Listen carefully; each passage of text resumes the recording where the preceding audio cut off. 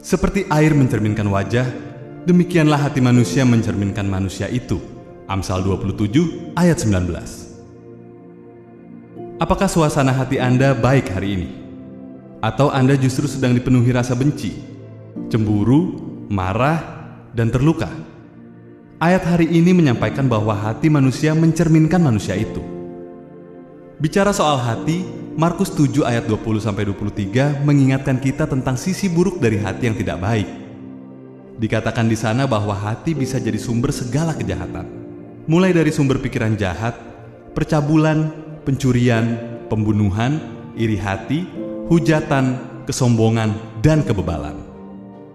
Itu sebabnya hati disebut sebagai pusat dari pikiran, perasaan dan kehendak manusia yang tercermin secara langsung dari sikap dan tindakan Anda.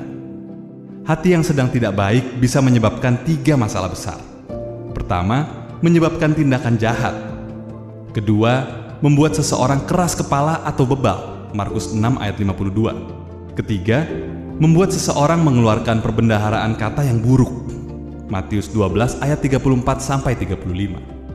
Sebagai anak Tuhan, mari meminta Roh Kudus untuk menyelidiki isi hati Anda. Jika ternyata hati Anda sedang dikamiri oleh perasaan dan pikiran yang tidak benar, terbukalah kepada Tuhan. Pertama, akui apa yang sedang Anda rasakan di hadapan Tuhan, dan mintalah pengampunan. Kedua adalah lepaskanlah diri Anda dari setiap kepahitan dan pengalaman masa lalu yang melukai. Mintalah kelembutan hati dari Tuhan untuk membebaskan Anda dari segala kepahitan, rasa terluka, dan kebencian itu. Langkah ketiga yang bisa dilakukan adalah melatih diri untuk melakukan hal benar.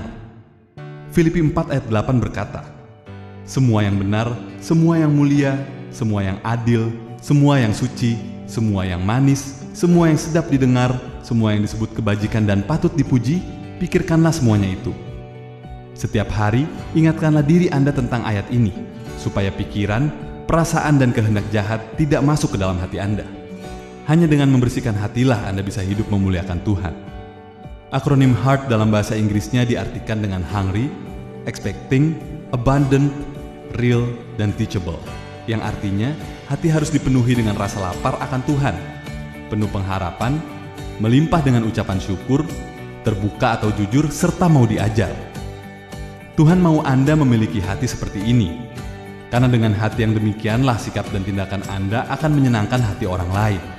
Anda tidak akan mudah tersinggung, putus asa, kecewa, marah, cemburu, menghujat, mengeluh, dan sebagainya.